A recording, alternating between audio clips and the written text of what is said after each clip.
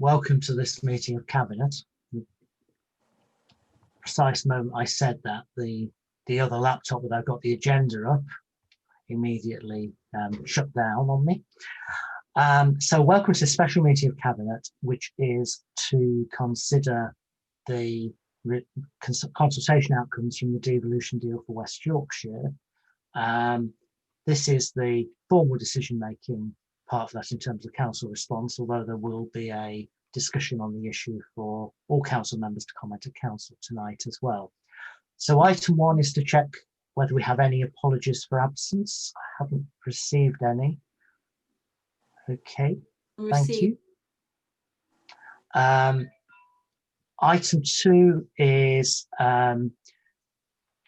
members' interests. I'm sure there will be no declarable members' interest, but of course a number of us will be involved with various combined authority panels and so on. Item 3, admission to the public. Obviously the item on the agenda is a public item, so it's not proposed to exclude the press and public for any item of business on this agenda.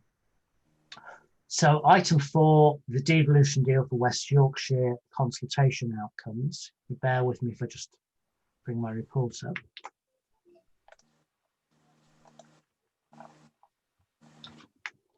So it may be that there are questions about the detail on this that we might want to ask Ian to comment on in terms of the process.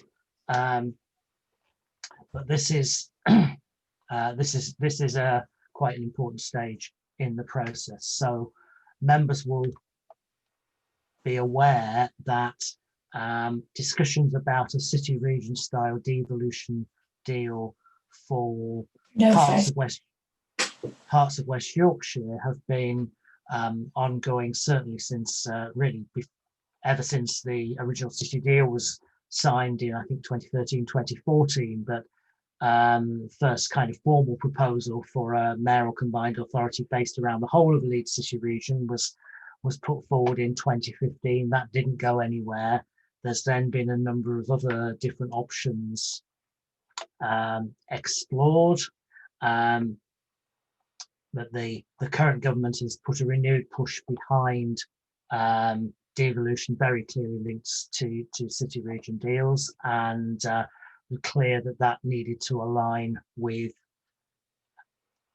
basically with existing combined authority boundaries, and that's led to the proposal for a devolution deal for West Yorkshire, which is what's before us. It was announced as part of the budget in 11th March 2020. Various stages in the governance review, which have gone out to public consultation exercise, and we have the report here on the outcomes for that.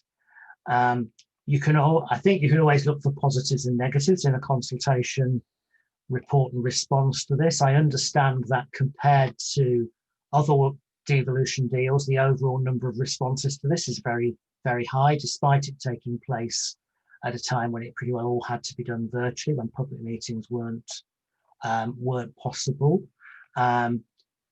It's clear that the clear majority of people who responded to the consultation were in favour of the deal going ahead. As has been pointed out, though, in terms of authorities, certainly the responses are weighted predominantly by Leeds. Although if you look at Calderdale's responses compared to our size of population and the other non-Leeds authorities, actually it's pretty well proportionate and representative.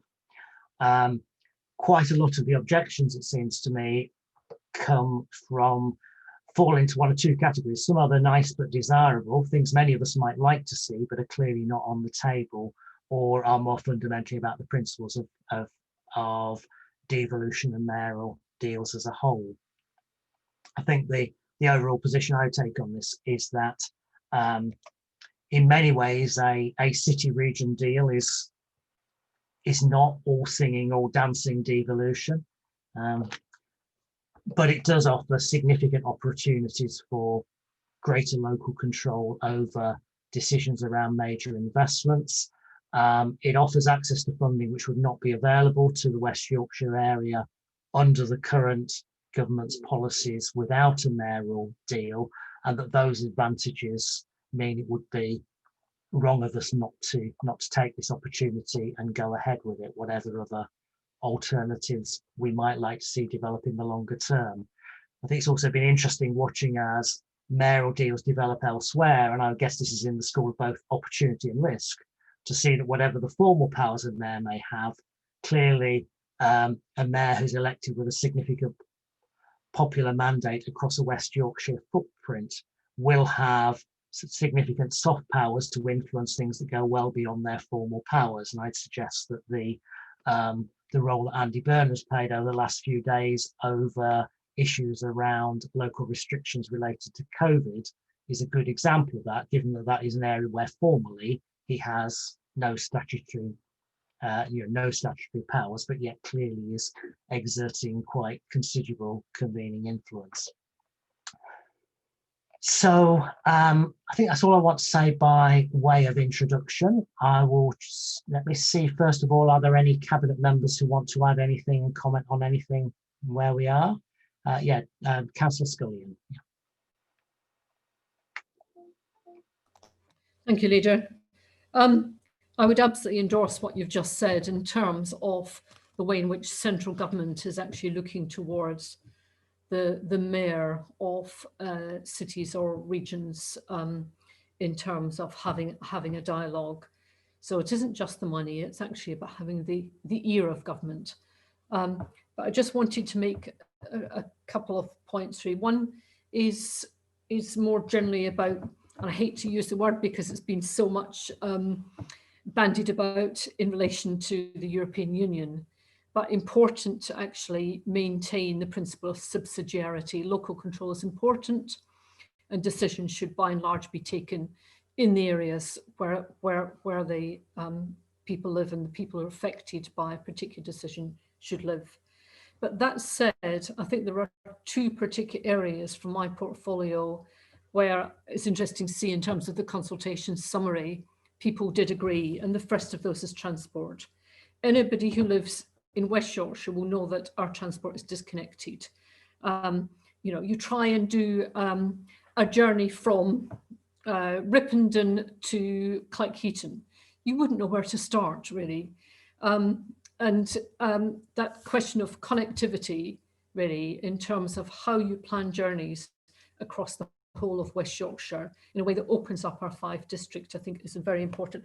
And I noticed that 66% of people in the consultation said that they did actually feel that transport was very much a legitimate, they supported the idea that it was a legitimate function of the new authority. I would just like to add a caveat to that note on transport, and that is, I would not like to see us lose the relations we have with the rest of the north of England, particularly to the west in terms of the Greater Manchester conurbation, given that's a travel to work area and a travel in area for us. So we need to, as an authority on the edge of the conurbation, I think it's useful to be mindful of our neighbours, including the Mayoral Authority of Greater Manchester. The other thing is about skills and employment. 70% of people at that point when the questionnaire was done, which I assume was before lockdown, said that they thought that the new deal was a good idea in terms of improving skills within the city region and improving employment prospects. With COVID-19, this has become even more important in terms of the 2020 generation leaving school or leaving university, and also the people who are 50 something and find themselves on the job market and possibly depending on universal credit for the first time. So I'm really looking forward to see what we can do as Calderdale to really get in and make sure that we actually put that employment and re-employment and reskilling at the top of the agenda. That's all, Chair. Thank you. Thanks, Jane. Adam, you want to come in, Councillor Wilkinson? Thanks, Chair. Yeah, I think it's good that we've finally got to this stage, as the leader said, really. I think we seem to have been debating this for many years now. And I think it's pretty clear that we've probably missed out on a fair bit of funding and investment and other benefits over the years that some other areas with devolved government have had, such as Manchester. I think this is an opportunity to bring in more investment, more local decision making, and hopefully much needed improvements to our local transport network as well. And it seems from the consultation that there is broad support for the deal that is being proposed. I do hope that all of those benefits and improvements will be spread fairly throughout West Yorkshire, and that things won't be just focused in and around Leeds. And I think it's our job to ensure that we do make the case for Calderdale, and that the governance arrangements are in place, so that, you know, once elected, the mayor is able to be held accountable by us as elected members, and also obviously the electorate. I noted the concerns raised by the police about moving from a police and crime commissioner to a mayor, and how that might dilute the responsibility for policing, and their suggestion that maybe there should be a deputy mayor for policing. So I don't know, maybe some of those concerns need to be fleshed out a little bit more and considered. I was less concerned about some of the concerns that were raised about politicising the police force, because obviously we already have a police and crime commissioner who's a political figure who is elected and stands for election. And in most cases, police and crime commissioners are a member of a political party anyway, in the same way that an elected mayor would be.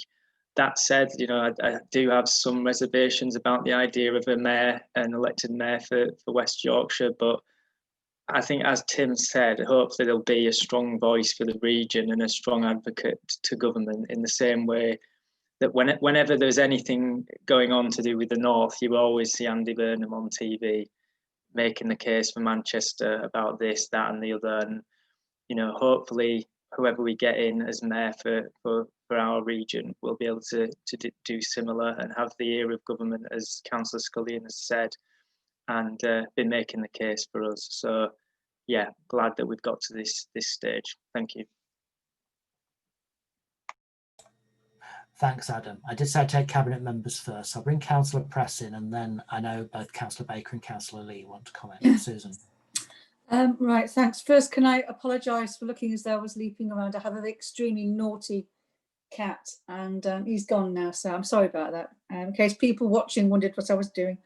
I just wanted to say that I too had a lot of reservations about this, particularly when we were talking about a Yorkshire-wide scenario, because I did feel that just would not and could not have worked, given the very different nature, really, of this part of West Yorkshire and going up as far as Harrogate and beyond. I felt that would not be a good mix.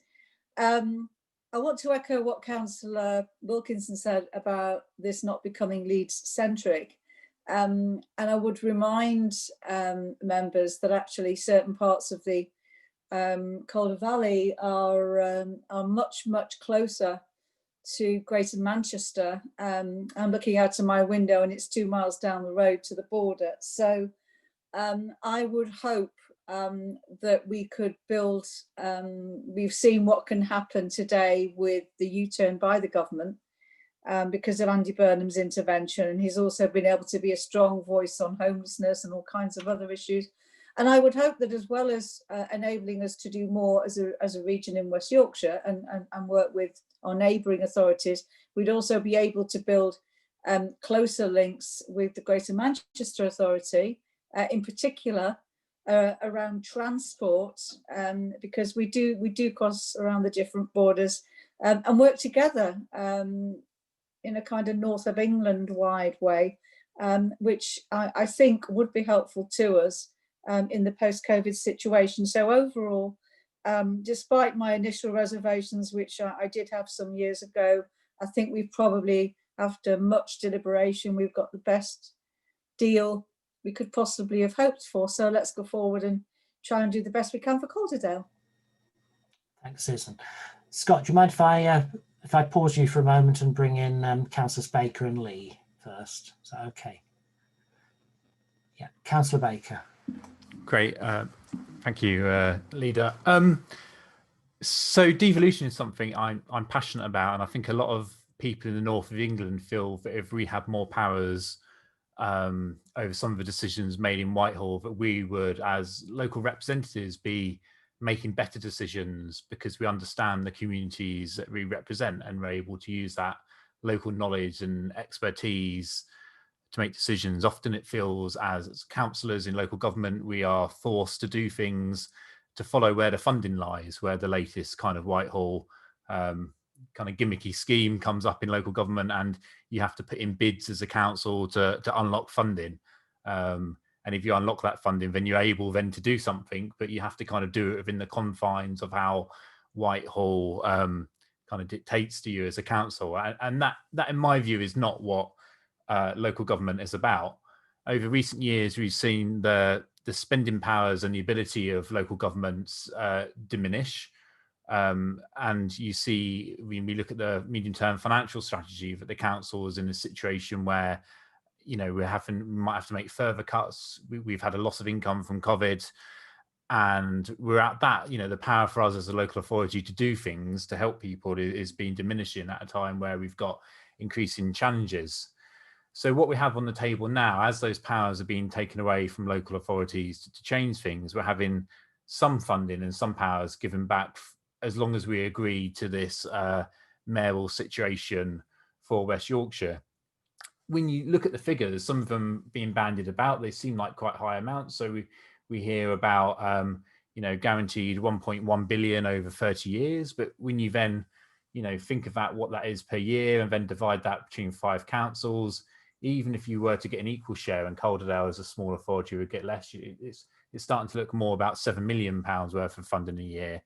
But we've already know in a medium-term financial strategy, you know, we're already behind £4.5 million worth of our own savings, and we've got further savings that we'll need to find last year. So the extra funding to do things is really doesn't even really make up with the cuts that we've had and the funding that we've lost. I know when many of you spoke on this, you said you were kind of a bit reluctant about it and a bit hesitant. And I guess you have to look as people running the council as to what's on offer and what is actually realistically what you have to do. And this is the only deal that the government is really putting on the table. So I think you're in a situation where you either have to take it or, you know, lose out on even more funding. So I can see why you're reluctantly going along with it. But I think as an opposition council, I'm probably free to point out a little bit more that it isn't actually a very good deal. It's not proper devolution. It's only limited to some very particular forms of government in terms of, you know, economic regeneration, transport, adult skills. You might have a bit of freedom to do some extra things if the mayor agrees with the council leaders in West Yorkshire to raise an additional precept. That might then enable you to unlock a bit more. Some of the comments about having a strong spokesperson, I'm in two minds about this because, you know, West Yorkshire is such a diverse place. We hear already, you know, people in Todmorden say, I don't want to be run by Halifax Council. So let alone, you know, the idea of how people in Todmorden would feel about being run by Leeds. And inevitably, it probably will be someone from Leeds who probably becomes the mayor. It's probably more a Leeds mayor deal we're talking about here. So I worry about whether you can have one voice representing so many different diverse towns and communities that make up West Yorkshire. And I kind of feel, you know, you might have Andy Burnham on the news every night, but is that at the lack of having the local council leaders on the news every night? You know, will it be whoever the mayor is speaking for Calderdale rather than Councillor Tim Swift or yourselves as cabinet members? And I think there's a risk that the voice of local councillors as representatives of communities will be lost in this. And I kind of see there's a general threat to local government in terms of, you know, getting rid of the unitary councils, the planning white paper, and then the imposition of these mayors. And my view is it isn't proper devolution and it isn't a good thing for local government. So unfortunately, I can't say that this is a good deal.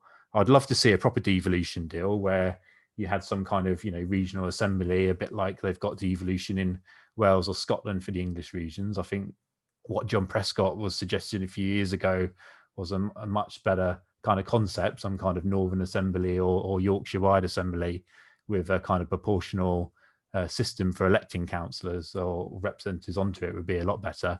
Or failing that, I'd rather just see, you know, the role of councillors being strengthened across the region and given more powers to Northern Mets in order, and more funding to Northern Mets in order to change things and empower people's lives. So that's our view on it, really. As a group, we want more devolution, but we're very cynical about the idea of directly elected mayors, and we don't really think this goes anywhere near further enough in terms of proper devolution and the proper funding we need to tackle the big crises that we have in terms of poverty in the north of England, tackling the climate change, you know, adapting our societies post-COVID. I think, you know, the mayor might be a bit of a letdown in terms of what their actual powers are and the amount of funding they've got to really make a difference to people's lives. Hey, thanks. Thanks, James. Go to Councillor Lee next.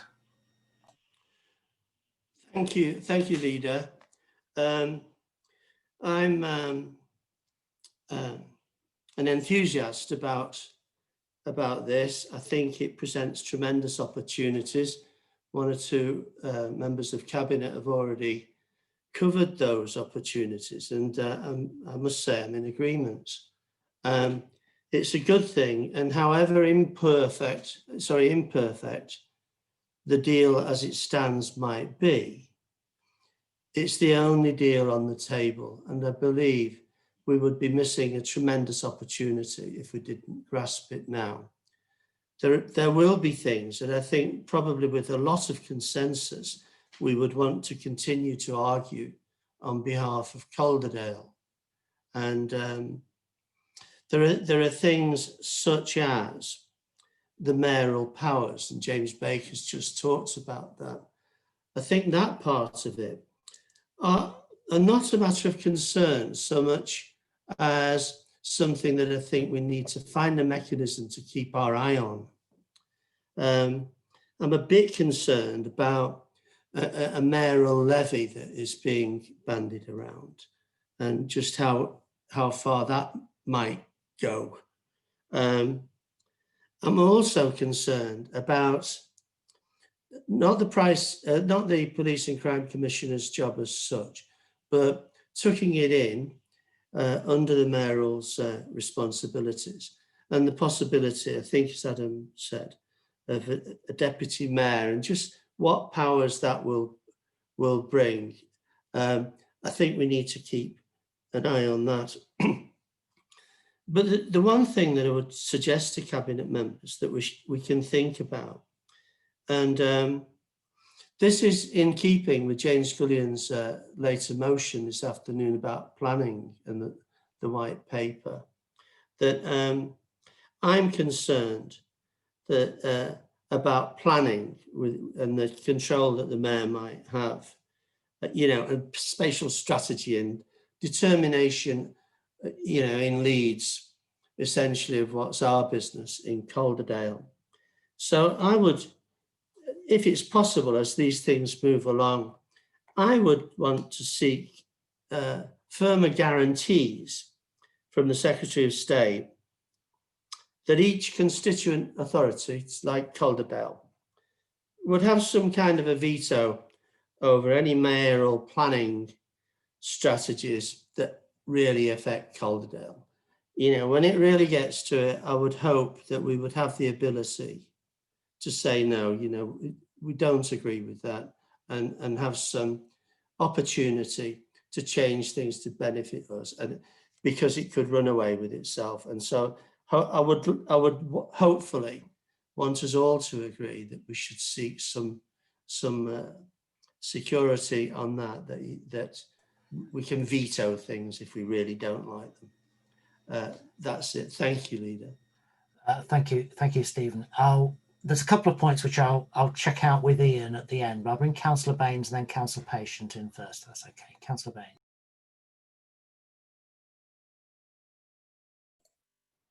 Yeah, thank you, Leader. I was getting quite worried, actually. I was tending to agree with all the Cabinet members. I thought something must have gone wrong, but I think in this instance, keep it up. I've been fundamentally right.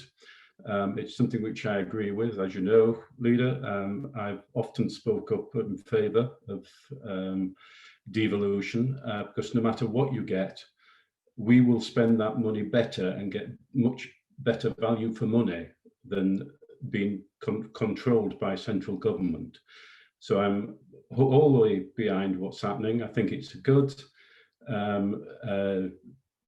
deal that we've got. I think it's certainly the best deal we could hope for.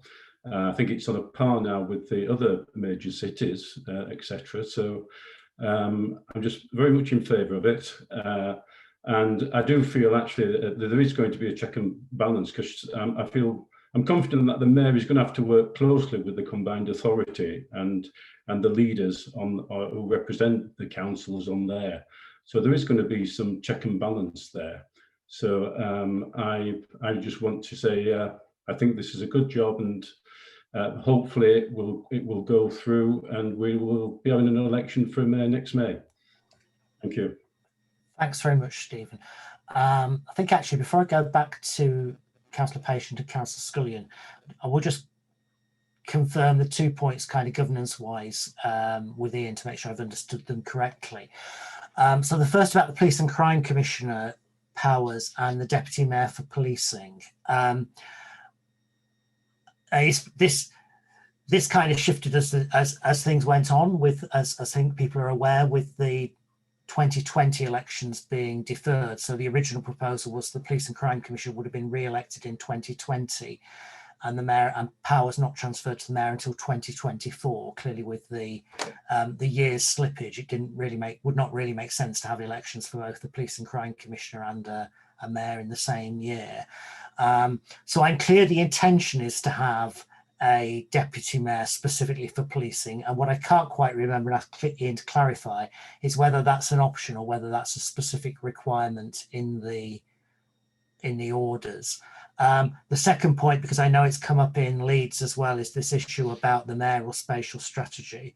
And my understanding is that the draft orders are quite clear about this, that effectively a mayoral spatial strategy can only be adopted if all 5 councils agree, and our understanding is that means a vote of the council, as we would over a local plan. It's not simply something that would be the leader of the council to determine. But can you just comment on those 2 things? Leader, thank you. Yes, on the latter point, you're absolutely right. On the spatial strategy, it requires a unanimous approval across all 5 West Yorkshire authorities by councils.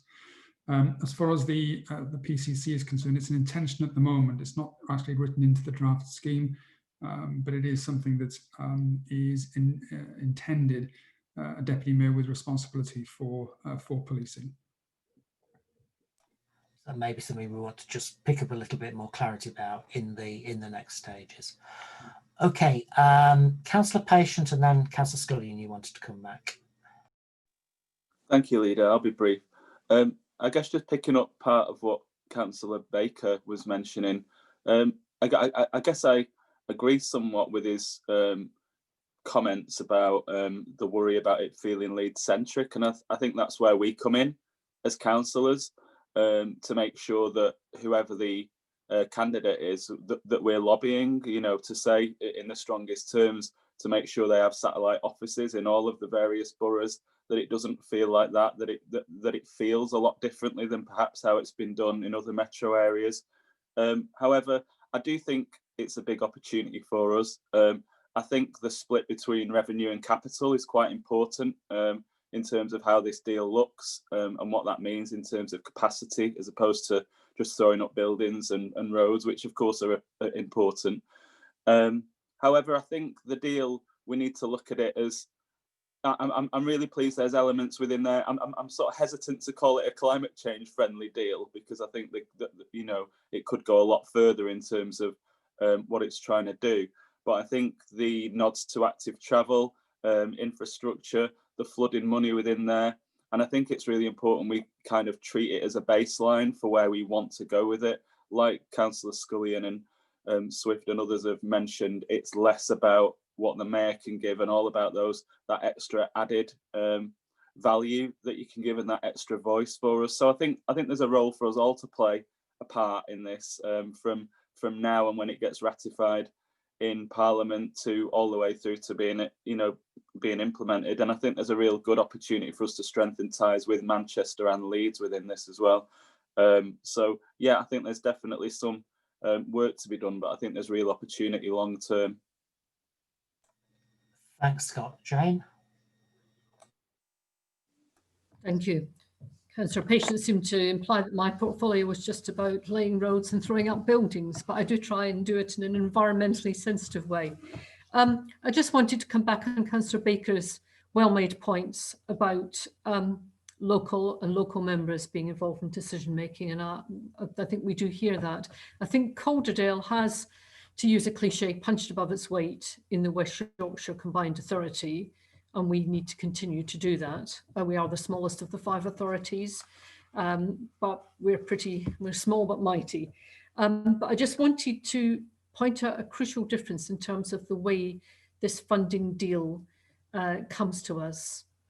And you can see that actually, as James hinted, it is expedient to agree this, because when we were looking at money, for example, for land reclamation and remediation for brownfield sites and new housing as a set of local councils, we had to bid for that money item by item and see in the end what our allocation was as a set of councils. Greater Manchester were simply allocated a large amount of money for that.